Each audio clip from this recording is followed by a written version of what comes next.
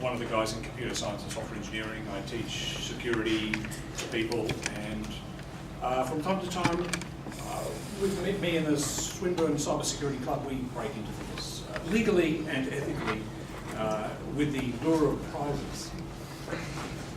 Capture the flag competitions. Anyway, I thought I'd just sort of talk a little bit about brute force attacks, just because it's something everybody should know about. If you poke around on the internet and type in something like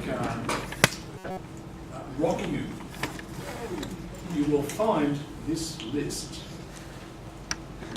These are commonly used passwords extracted from databases of bulletin board systems.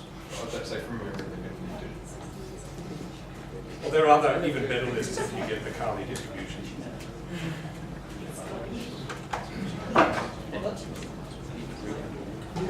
And a brute force attack is when someone uses a list like this and just tries them all as a login, as a password, that sort of thing.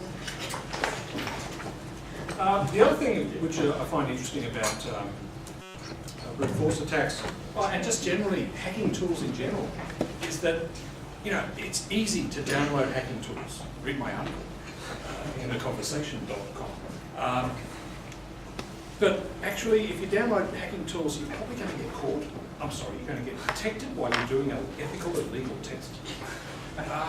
Because all the IDSs have signatures for the hacking tools. They know about the hacking tools. You want to use Metasploit, MSF or something like that, put a meta interpreter on the target machine, it's going to get detected when it comes in through the intrusion prevention system. So what I thought is, I'd actually muck around a bit and actually see how hard is it just to write my own tools.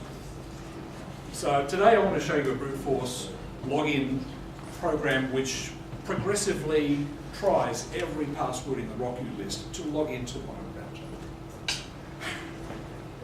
Obviously, you can try this at home, but don't try this on the internet. There's lots of other, there's another list. These ones have been banned from Twitter because they're so common. 11111, you just can't do that anymore. So I wrote a little program. This one's in C. Wrote it a few years ago, actually. And it's got some different sections. First, you need to know what the actual IP address of the router is. I've written a little program to find that out. Wrote a little board scanner, which just looks for routers and things.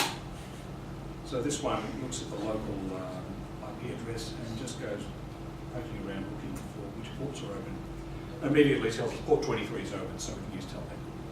Port 80 is open, so we could try SSS or some other web analysis tool if we wanted to. I'll just get out of that.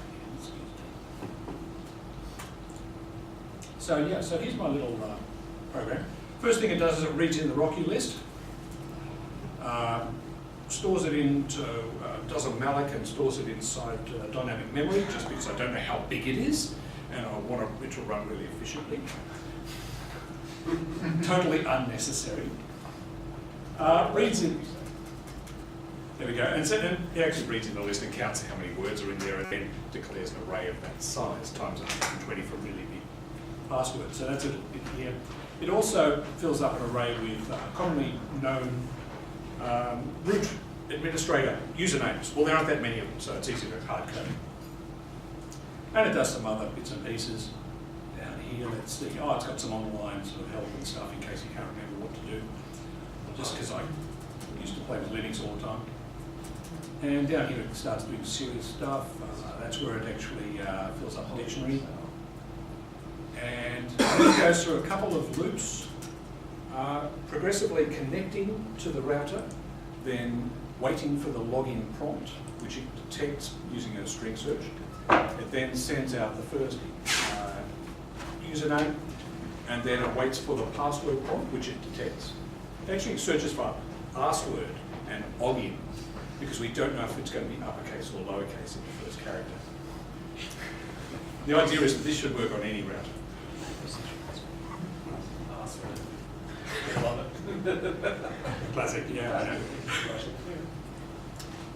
I know. Anyway, so it progressively goes through. Now there's a lockout mechanism built into routers and things to stop people from doing this. So the lockout process is, If you get the password wrong 3 times in a row, it disconnects you. Well, that's easy. I've got this all running inside a loop, so every 3 times that the password fails, it disconnects from the router, reconnects to the router, keeps going, picks up where it left off. So it turned out to be quite effective. So I'll just fire it up. I mean, I can show you the rest of the code and stuff, and if you like, I can even post this or something if you really want to use it. But keep in mind, you should alter at least one character and then recompile it so that people's antivirus won't know what it is.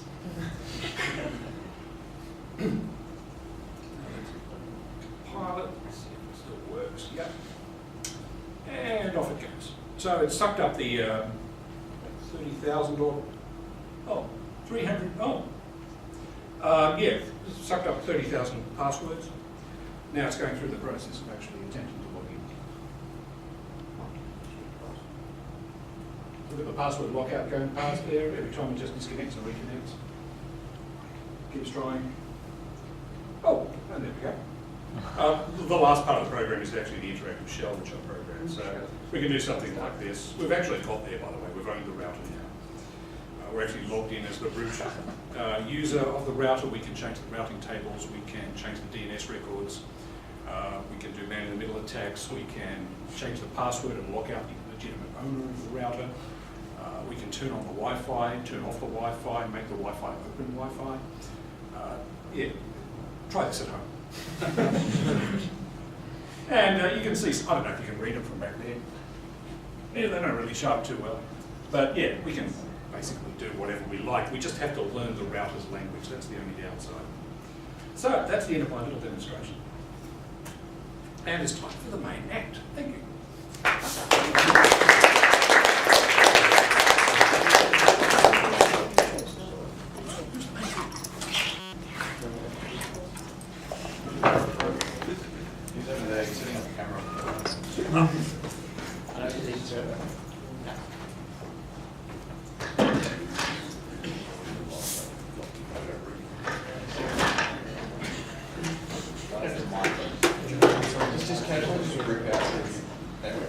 It's okay.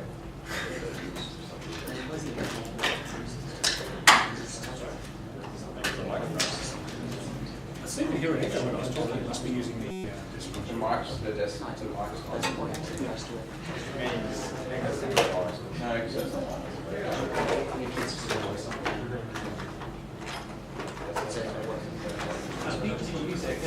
You have to have a timetable class in here. Yeah. Right, that's why we use it.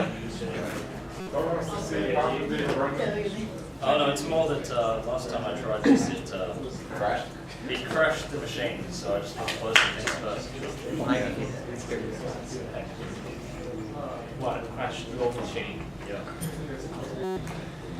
It's what you want from the machine. It's not cool.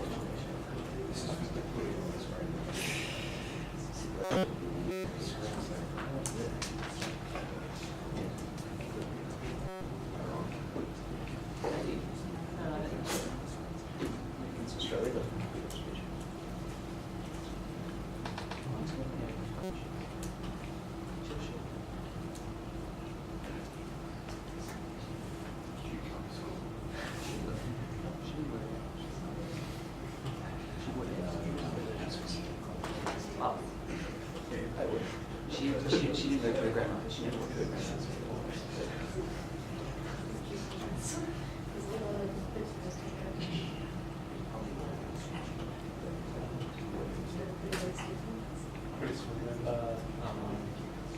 What you'll get from you still like on that computer that got stolen.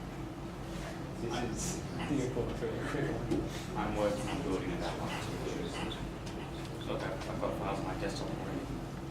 I'm working on it. Okay. With the laser pointer down. I think we're set up now. Alright, well, that's it everybody. So, welcome to the Swinburne Cybersecurity Club first meeting in 2015. My name is Brendan Warwick, I'm the president of the club. So this is our old logo, will be redesigned at some point, probably. Yeah, So we have a new website that I made and that I've been spending some time on. Hack should rush. Yeah. So we can go there. Maybe. So Brendan, what is the .w2? It's an expensive TLD. Yeah. No work? I presume you don't actually own the TLD itself.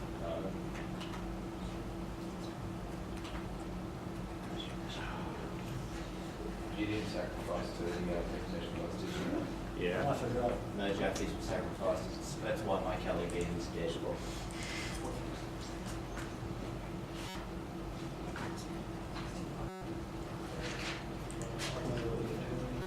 Thanks for using my full name, Brendan. What? Oh, you actually have an issue to Yeah. Or I'm operating on my phone, you know. Okay. Wi-Fi works. Alright, so yeah, as it says, Cybersecurity Club is a community for all Swinburne students who are interested in cybersecurity. Club meetings are held in order for members to trade hacking knowledge and learn new skills. Alright, and you can learn all about us over here, but you can do that by yourself. I'm just going to go through a bit of ethics first. Nice big section Yeah. So, obviously hacking doesn't sound like a good thing, but it is. It's very fun. You should all do it. Yeah. So I think that covers it. No. So there's a couple of types of hackers. You know, black hat, grey hat, white hat. We are white hat here, and that means that we act professionally and ask permission of the systems that we want to test before we test them. Black hat, just like anything because you feel like it, and grey hat dabbles in both. So we are exclusively white hat here. With this knowledge that we teach, you can do whatever you like with, but we are not responsible for that. All right. Presentation somewhere. Do you want to introduce the committee? Yeah, I'm getting to that. Okay. That was on the thing next, I believe. So, Brendan Wybrick, that would be me. Lachlan over here, and up. Stand up, Mark. All right. Ben, next to him. Hello. Hello. Harrison. Hello. Hi. Jeremy over there. Stand up, Chris.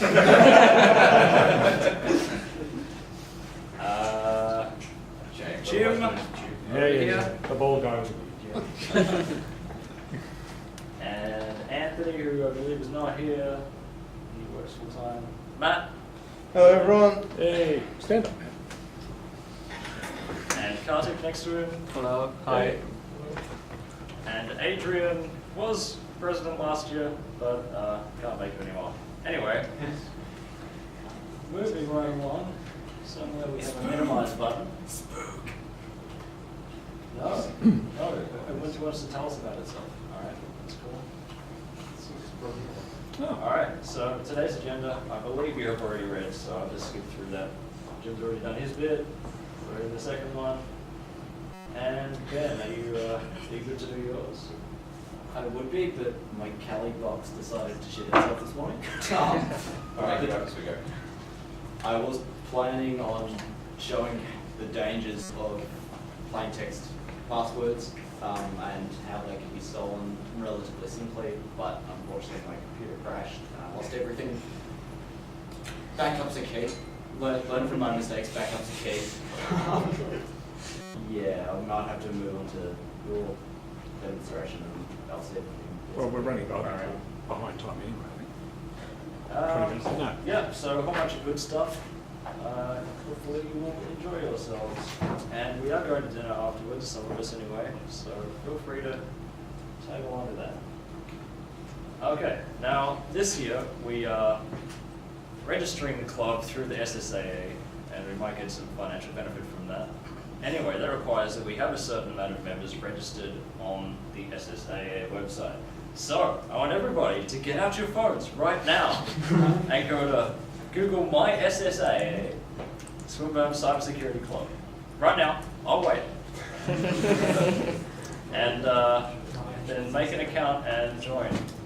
Already done. Already done, awesome. So, in order to show you how to do that, let's just go through it now, just in case you're unclear. So, My SSAA, Swinburne Cybersecurity Club. So good at that. Yeah, whatever. Yeah, we paid well to get top position too. Oh yeah.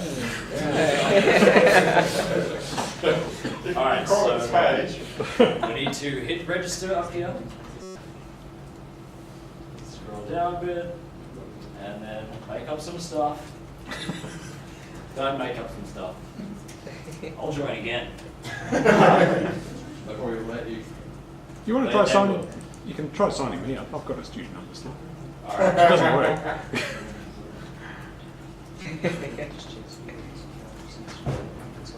218-8481. 848.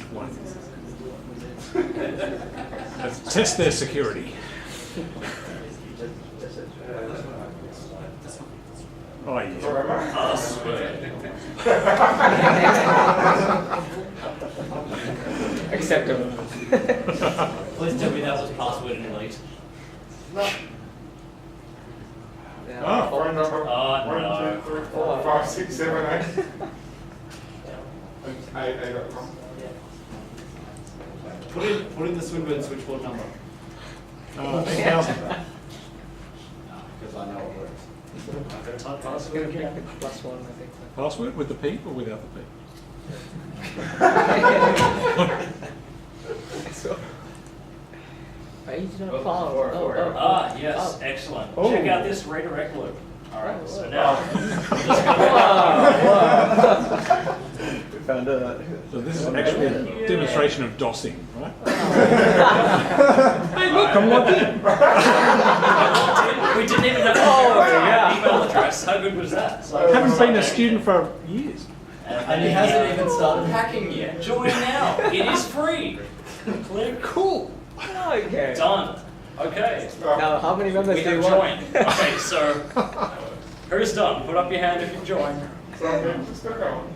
Okay. Put up your hand if you're still going. All right. Use their phones, give them time. Yes. SSA has this fantastic system where at the end of semester 2, they delete every club. So you have to resubmit your club at the start of every year, have all your members join again, and then reapply. Okay. So yeah, we're at that point. Okay.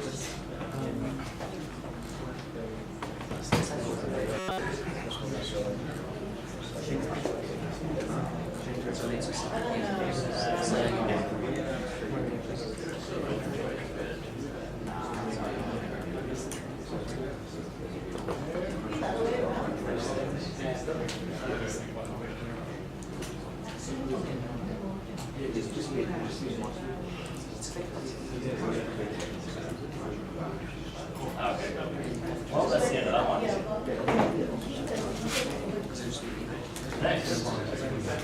Oh, who has the schedule? Who was next? You. Me? What am I doing? Locker?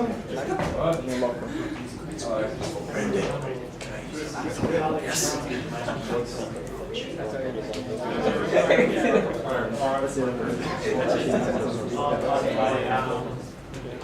Okay, Ben, so Oh, thank you. Thank you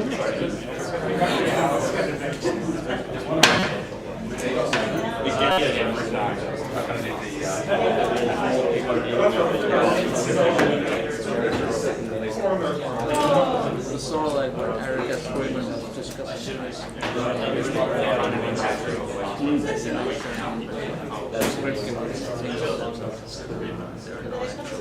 products. They're designed to be minimal intelligence. Yeah, and the scary thing is that's what the corporate information security companies are trying to do. All the dumb tools to have to I've lost all the many security books, unfortunately. I think it's working. Hi everybody, my name's Lachlan. This will be my third year actually doing cybersecurity club, which is really scary. I'm going to talk quickly about denial of service, specifically more about distributed denial of service. But we're just quickly going to go through what is denial of service. Now, it stands for denial of service, which is we usually call it a DOS, which is really funny. Now I've got a quick example about it. So, what's your name? Sean. Is your friend here? Jax. Okay, Jax. So when you guys meet, do you guys like say stuff, all that sort of stuff? Like ask how you are and that sort of stuff? Yeah. Okay, so that could be the equivalent of how a computer speaks. Would you say that? So what happens if you ask him how he is and he starts replying and you over speaking, if that makes sense? He gets a little bit annoyed. Yeah. You don't wait for him to reply. Yes. You don't wait for him to reply, which is basically what a denial of service is. It's overruling somebody else and saying, hey, I'm going to deny you saying anything, which is what we can say. So this person says, hi, how are you? Good, and you? And this person just goes, how has your week been? This is an example of what a denial of service attack is. But what's the extra D for? Now, distributed denial of service is literally me saying, I'll grab all your laptops and use it to deny one machine. It's taking the collective computing resources of millions or thousands of machines and attacking one target. This usually occurs with a botnet. Let's quickly go through what a botnet is. A botnet is a series of computers that have been compromised by various different means and are usually controlled by one person or a group of people. They're usually either sold to other people in Russia and that sort of stuff to be able to use them to do stuff. But they're not specifically about distributed denial of service. They're also used for, you guys have obviously used captchas before, correct? I would say yes, because everybody's registered account online.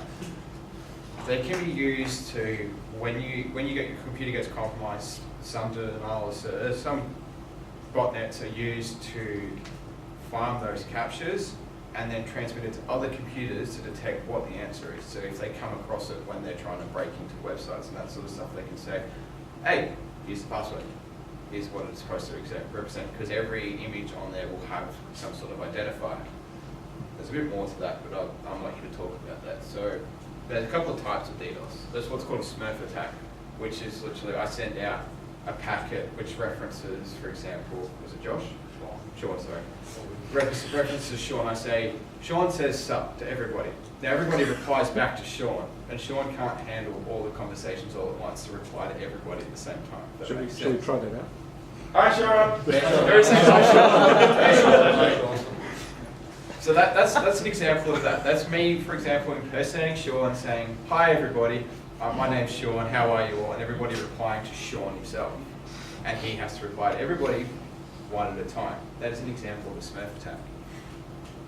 There's a SIM flood, which is the same thing as same style of thing, except the fact that I get everybody instead to talk to Sean, and that Sean has to recognize everybody at once, at the same time. It's an example of locking up all his connections to talking to people.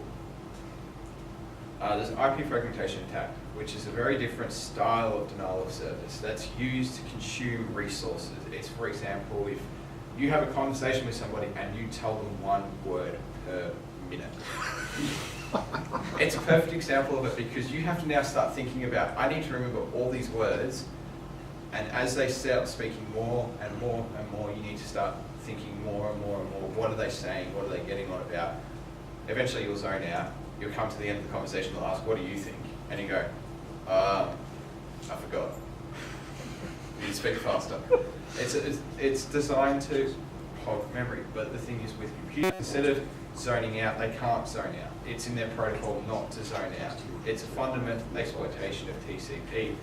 because TCP has to keep all those fragments to put back together. So if you keep sending it fragments, it keeps putting them into memory, you slowly start consuming that system's memory.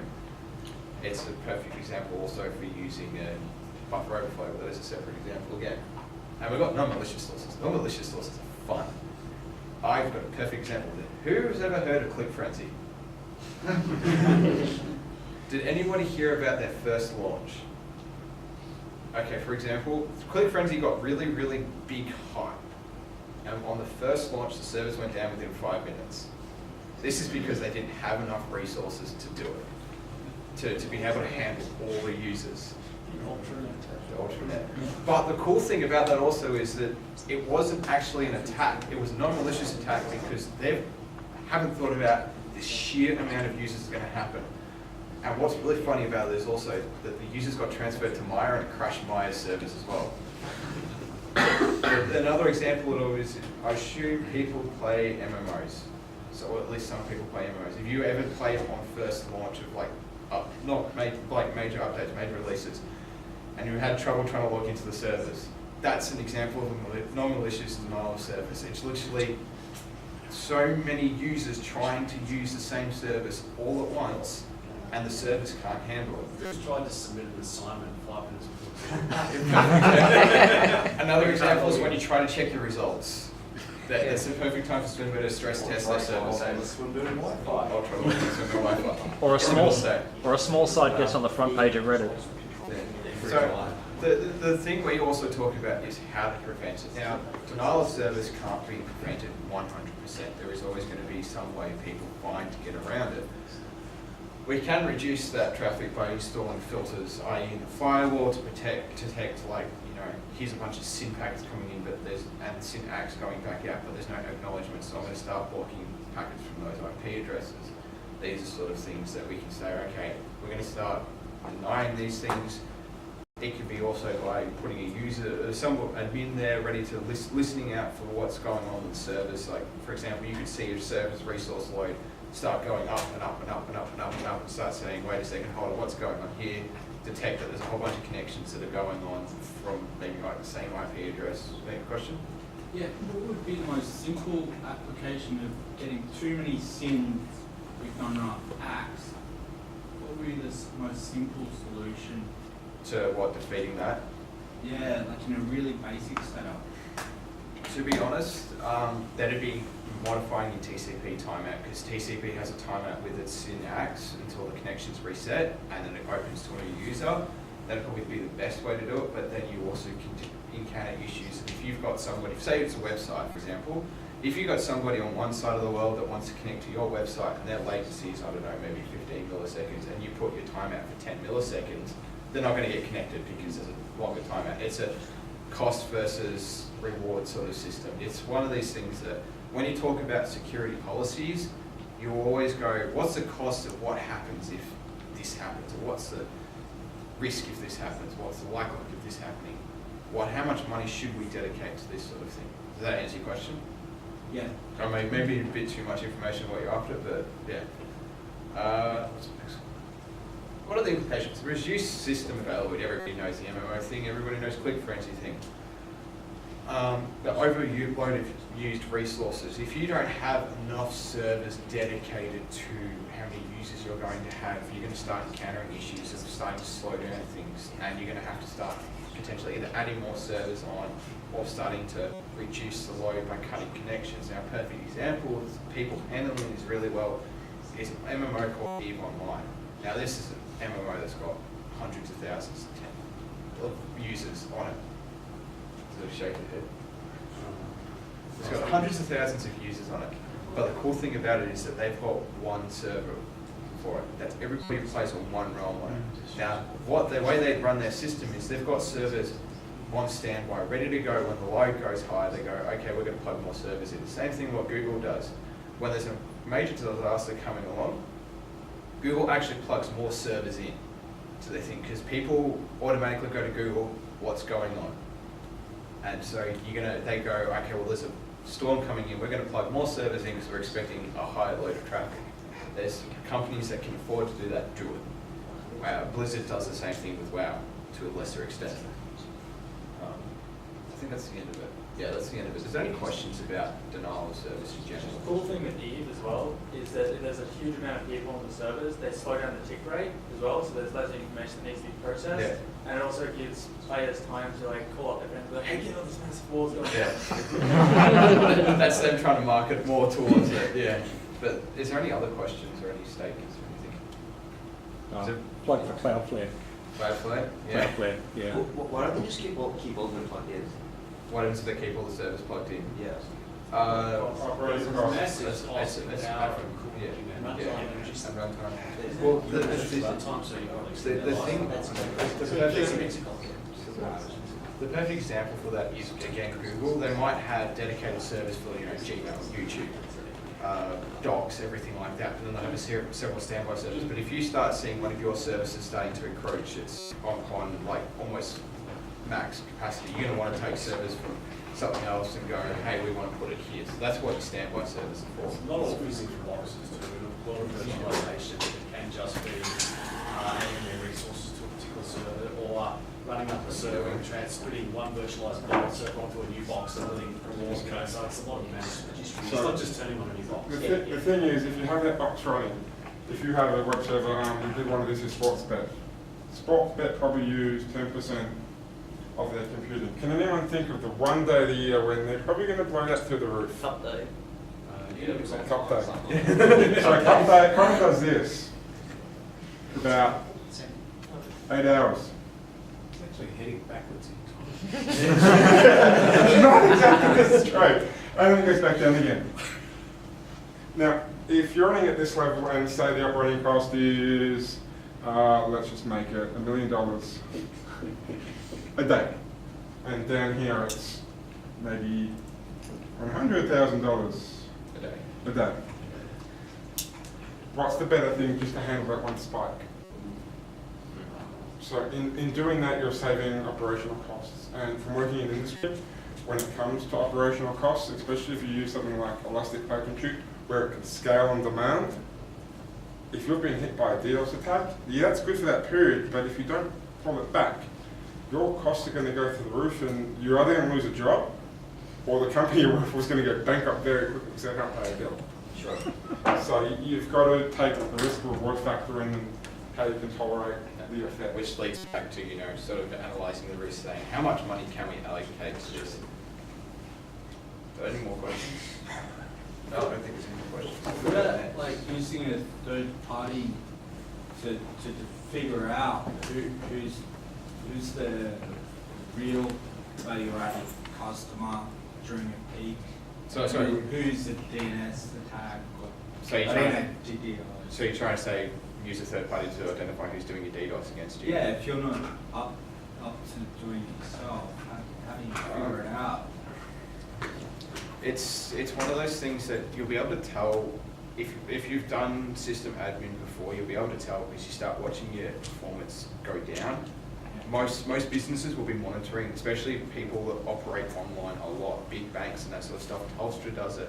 Telstra has, where's Darian? Darian can attest to this. Telstra has several sensors in the area that monitor their network for network traffic and make sure that everything is running within what they would call optimal performance. If it starts going above that optimal performance, they know they've got either events going on that's either going to be something that if someone's generating huge tons of traffic, maybe not a DDoS, but that sort of stuff, people maybe a new product launch. Yeah, maybe a new product launch. It could be anything, but it's an example that people will be monitoring for these DDoSes. So one of Telstra's products for corporate and business stuff is DDoS protection. So they do volumetric measuring, and when they start to see 2 or 3 times the capacity of links trying to get to one address, well then they dynamically route that off to a scrubbing center. They'll scrub all of the DDoS traffic off, and then they'll tunnel it back to them directly, so that they get clean network connections to help reduce the.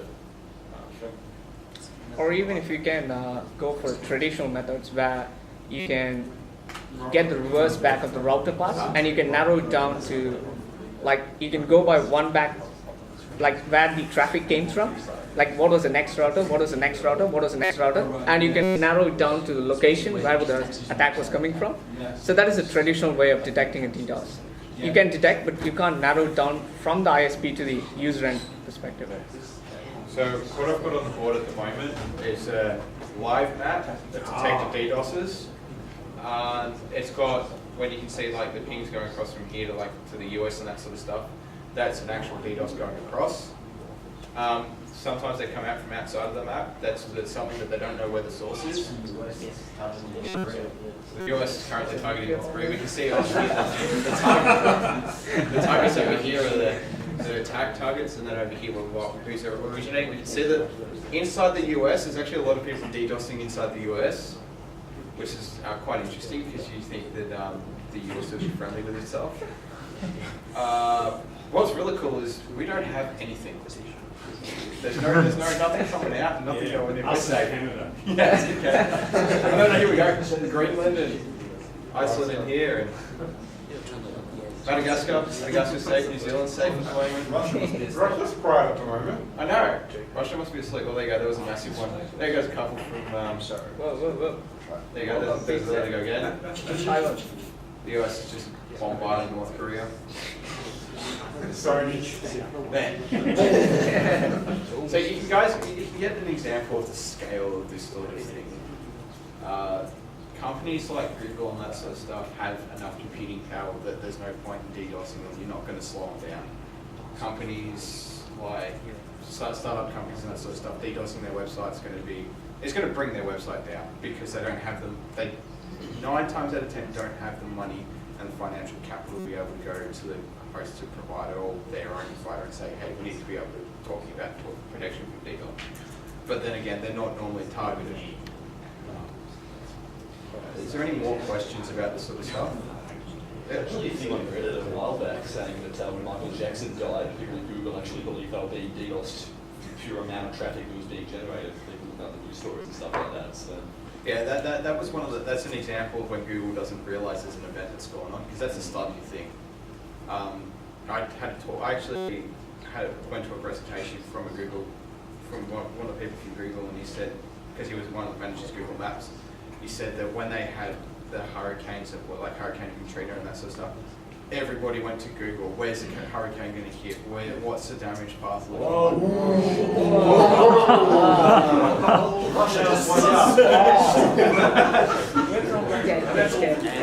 That's all for There we go. Game over.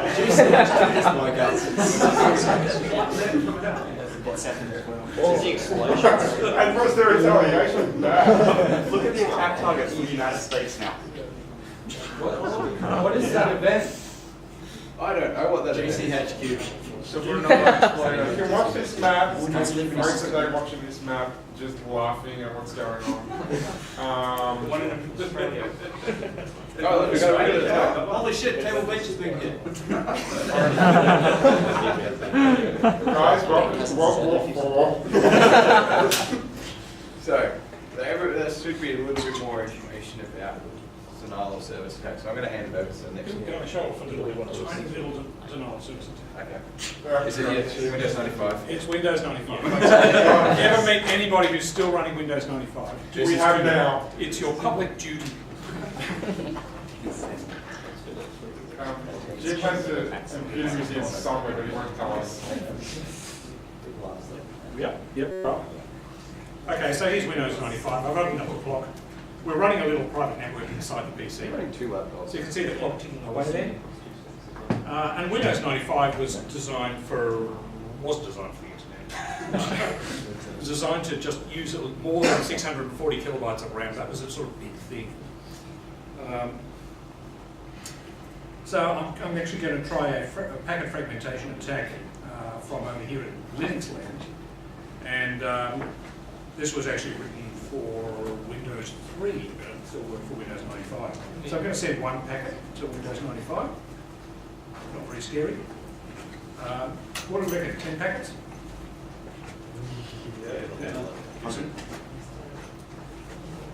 No, still ticking.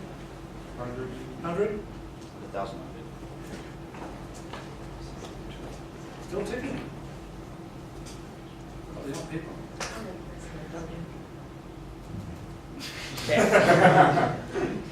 Control C. How is it still ticking, Jim? Well, No, I no, know it's no, I no. got the IP wrong, that's what I'm. Of course, that's the Swinburne. SSAA, I never knew what hit it.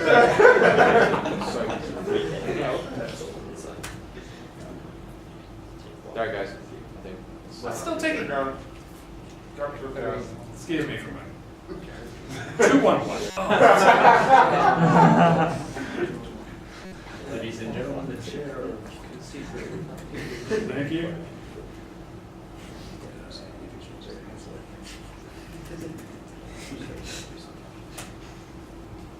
There.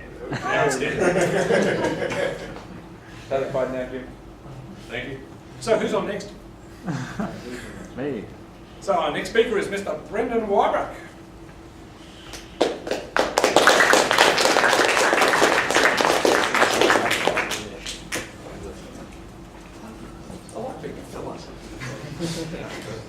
Show me again, sorry about that. I forgot to make slides for this one, so it's alright, I have graphics. Do they involve accounts? No.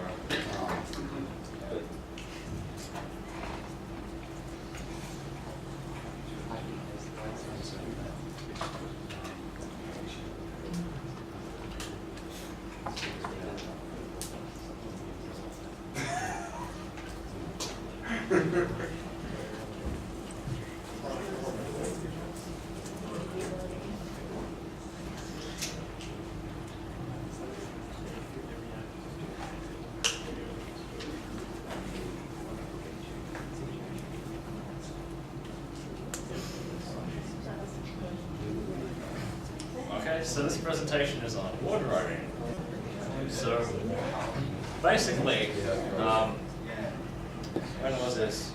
Yeah, January 2013. I wanted to drive some business from my small business of helping people on their computers. So I thought, I reckon there's a lot of people with insecure Wi-Fi around where I live, and if they're reasonably close, then I can say that I won't charge them a call-out fee. So special deal. Anyway, so I wanted to do some wardrobing to detect Wi-Fi hotspots around where I live in a reasonably large area, and collect all that information, process it, and then produce a report and mail that to everybody. In the olden days, you had to grab a laptop with a GPS add-on card and a Wi-Fi add-on card and a Wi-Fi antenna that you would hang out the window of your car and point it at each side of the street. These days, it's a lot easier because there's this app called Wiggle that you can download on your phone, and then you can just walk around and it'll detect everything and log it into an SQL database, which makes everything rather easy. So I have my database right here, and it's almost 5 meg. Jeez, where were you walking? I did a lot of wardrobing around elsewhere as well, so I had to figure out how to actually send queries into an SQL database. As a background, I hadn't done any of that.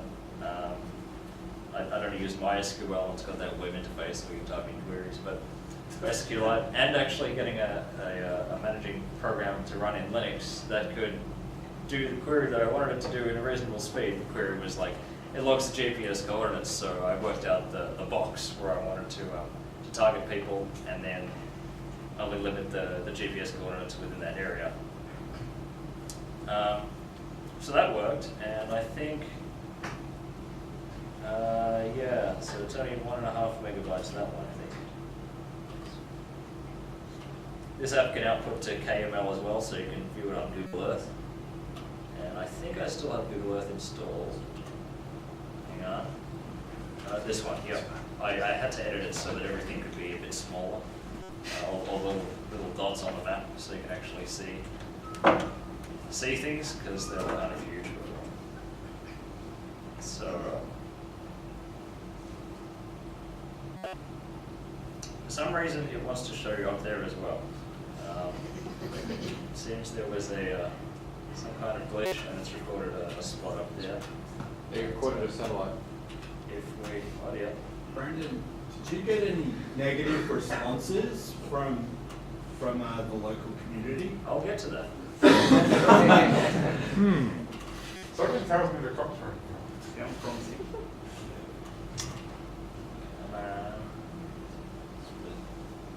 So I did a little bit. Okay, no, that's okay. Is it war driving or Australia driving? Geez, you did a bit of war driving. Yeah, I did. Basically, sitting on a train, going to see French. Train? So it's train driving. Train. War tracking. So did you remove the mobile? War training. Training for war. War training. Did you remove the Wi-Fi hotspots? No, but in a residential area, it's unlikely that there are that many Wi-Fi hotspots. I meant more for people that are on the train. No. Matt is curious So- about whether you got this house there. Wow. Wow. That imagery. Is that Glenfair? No. No, that's cute. I live in cute. Really long jump. By the way, So, folks, check out our new course on data the green visualization. spots are WPA or WPA2. Orange is web and red is unsecured. What's yellow? Does it have my house there? Hang on, maybe I got that wrong. Okay, WPA. Yes. It's yellow. Smiley. Yeah. So WPA is yellow, WPA2 is green, web is orange, and unsecured is red. Okay. Well, there's a lot of web Okay. area. Yeah. Can we call like three So- pretty much the Yellow, same? green. Yeah. Okay.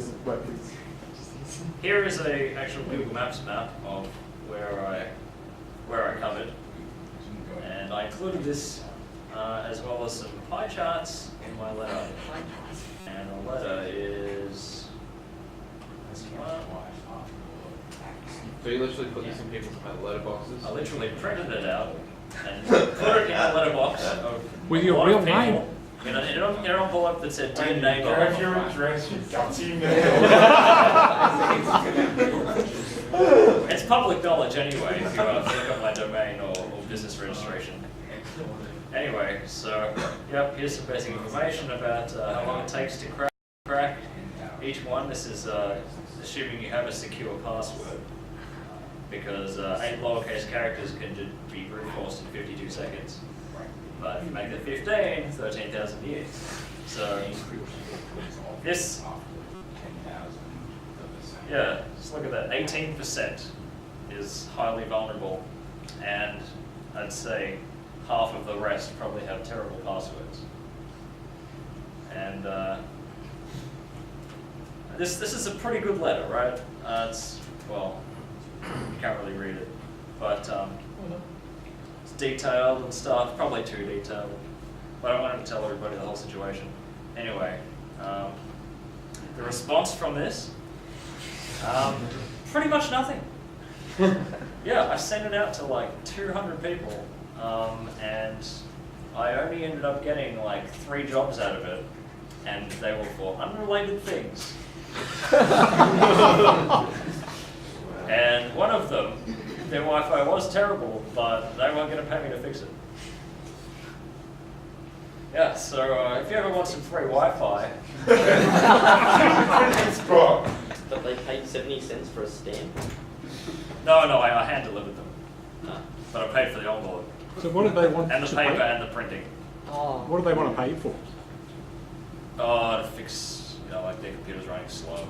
Oh.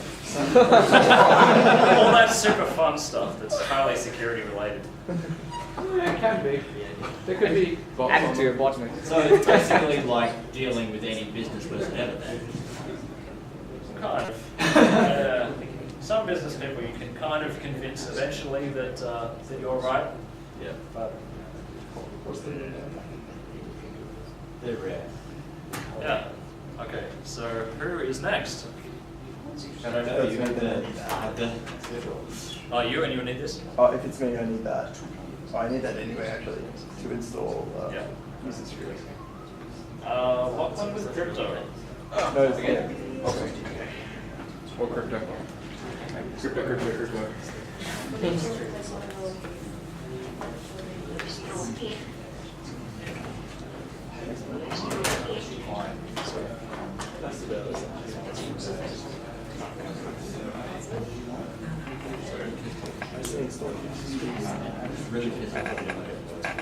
I've got it set up for you. I told you, I've got a web page with post and get set up with Carly ready to go with workshops. I'll try.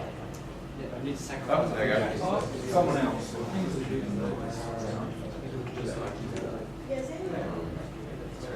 This one isn't as fancy because I threw this together a lot quicker than what I intended to.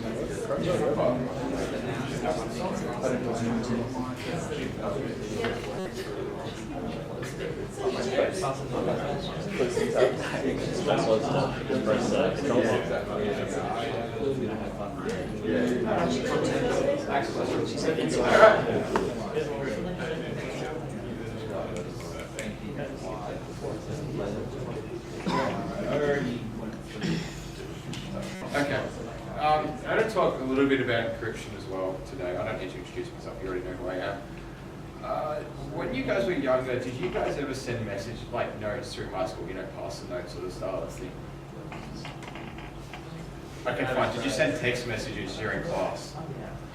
Were you all good people, were you? Respect. Alright, so I'm sure, let's put it for example, you don't have your phone, you want to pass a note during class, and your teacher catches the note and reads it out, embarrasses you. This is where encryption comes in, because it looks like random characters to the teacher and she's got no idea what it looks like. What is encryption used for? Is it ensuring the privacy of data? I mean, if you don't want your teacher reading it out, encrypt your notes. It's for keeping information secret again. Encrypt your notes. I do some very simple encryption. So I've done some simple encryption studies. I've also done complicated encryption studies. I've looked into replicating SHA 512 encryption. I've looked into replicating a couple of other encryption methods. It's very complicated stuff, but once you get it working, you can make things very hard for people to find out what you want.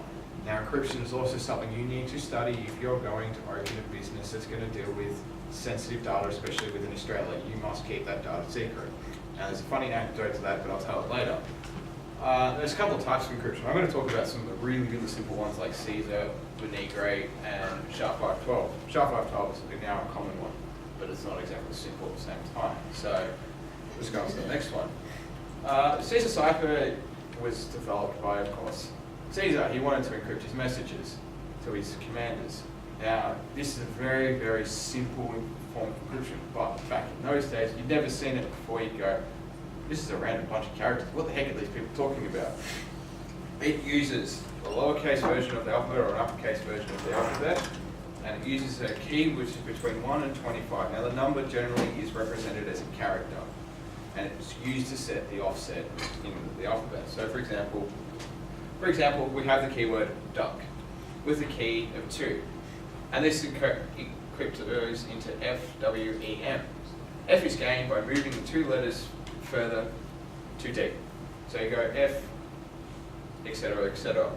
It's easily broken because of this exact same thing. It's very easy to say, okay, I'm just going to apply heuristic analysis, which is looking at it and going, if you're speaking English, the most common current character is actually, in fact, E. So, in fact, in this sentence, yes, there's no E, but if you've got, 50 words, E is going to be a common character. And you look at it and go, okay, what's the common character in the encryption text? Hey, look, there it is. Look, I've got roughly the offset, I'll decrypt everything. Hey, look, I've got the sentence out. Also, if you manage to see any particular character on its own with spaces on either side, you know it's an A or an I. Yeah, it's an A or an I, so you can replace that as an A or I. You've got two potential ones that you can easily replace. Benigno Cipher then came along. He said that Caesar's not good enough. We're going to change it to something else. So we're going to go, here's a clear text, attack at dawn. Keyword lemon. This is the crypto text that comes out. I'm not going to read it out because it's too long to read out. The way this works is that it takes lemon and puts lemon on the end of it until you reach the character length of this. Then it runs a Caesar cipher for each individual character. So A is encrypted with L, T is encrypted with E, T is encrypted with M, A is encrypted with O, C is encrypted with N, K is encrypted with L, so on and so forth. Yeah, so it uses a word as the key. Shorter words as a key make it very easy to break this, because what you can do is called a, I can't remember the word for it. Basically, you analyze it and you look at it and go, okay, what is Hamming distance? Is what's called Hamming distance. It's the difference of characters within it, more or less. It uses mathematics to be able to go, if I can get a key length, I can break it down and then run heuristics and run it as a Caesar cipher and then potentially reconstruct the string. I don't talk about SHA-512 because I didn't actually get time to write the notes, but it's actually now the more common version of what we use for crypto. It's designed so that it's very difficult to break directly. It's easy to break if you can use other methods. So it's the most common one. A lot of people do use it. There's new versions coming out of SHA-512. 512 is the key length. Remember? Yeah, that's better for that. Now, a perfect example of cryptography in Australia. I remember hearing a story about a guy who was going to host data for Australia in America. Now, American law for privacy says we must have access to that data at a whim's notice, so you can't encrypt it with certain high-level encryption because we don't know how to break it. But within Australia, the data is required to be encrypted and nobody can easily break it. The idea behind this is that it may take 50 years to break this encryption, but at 50 years that data is probably invalid by now. So what he did was he said, here you go, here's the encrypted data, America, if you can break it, you can have it. And there you go. I'm going to show you something really quickly. I did create Hollywood-style hacking. We're going to input a random number of 3. We're going to put the keyword as funny, and it does a Hollywood hacking style. The cool thing about this, it took 6 lines of code to actually do the structure for it, and about 20 lines of code for the visual display. Eventually we'll find that it takes a little while because it is in fact brute forcing. There you go, so I found it. This is using Caesar cipher. It took me, I don't know how many seconds to break it. It's very simple to break with brute force. I'm running a 500-word dictionary in the background, which is the most common words used in the English language. I also used it to design a dictionary analysis tool, which basically takes the unencrypted text and performs an analysis looking for words within a common word dictionary and assigning a score to it. I use it to break single sentence crypto brute force. So, if there are any questions about crypto, it's a very deep subject. I'm only really briefly going over it. So if you're interested in it, I'll run another talk later on. Any questions? Yeah. I want to program an Enigma machine, like from World War II. You know what's a cool thing? I've worked on that. It's incredibly difficult to actually write. Really? Yes, because it depends on what version you use. There was actually several versions of Enigma. Okay. There was an Army version which uses 3 cylinders with 2 spares, so you swap out the spares. Then the Navy version was 7. I've only heard of the 3 version. Yeah, so the Navy had a much stronger Enigma cipher. Yeah. It's a funny story about the Enigma actually. You know Triple Des. Triple Des is the crypto that came after it. So, sorry, I'm going to wait for those people to stop moving around. Have you ever heard of 3 Des encryption? No.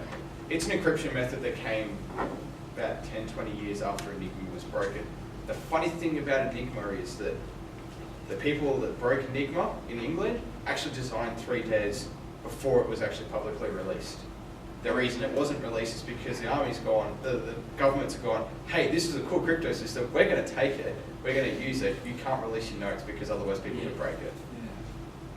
they're now just, because those documents are now becoming just declassified, people are starting to realise that, hey, this was actually invented 20 years Yeah, ago. and there's the new movie Imitation game. about Turing. Which was not in any way accurate. Really? No, not even close. Yeah. I have actually worked on code to do it. It's difficult to actually do because you go through several steps. You've got to figure out the wheels where the positions Okay, are. it's not. It's not something for a newbie. To be honest, no. But if you're interested in getting into programming, it'd be somewhere if you're looking for complicated programming stuff. And maybe I'll wait for a year. If you're interested in learning on how it works, have a look on Wikipedia. There is a really good example of how it does work. All right, cheers. There's one set up in a website too, which you can just plug the key, set the dials. Yeah, I start encrypting wanted with it. to like do that, but Yeah. do it all myself. Have a look, if they've done it in JavaScript, maybe you can figure out Yeah. how they're getting it. Okay. More than likely, it's But PHP, though. it's going to be hard to look at. Yeah. All right. Any questions? Okay, let's choose. Brendan, who's next? Matt, I think. You need a laptop, Matt.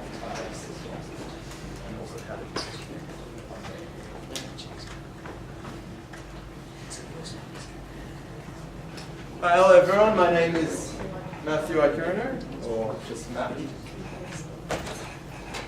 I did have my own laptop, but I didn't realize it was just VGA only. So hopefully this all runs well. You mean BYO? BYO, you mean? VGA. Oh, VGA. Oh, okay. As in your laptop's VGA? My laptop only This is supports VGA? micro HDMI, so limited options there. Yeah, don't buy Mac. Okay. It's on Mac. It's a ultra cool. Yeah, I don't have VGA.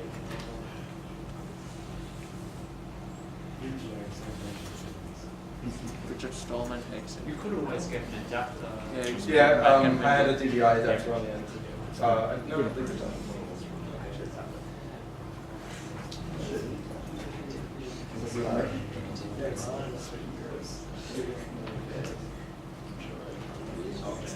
What is?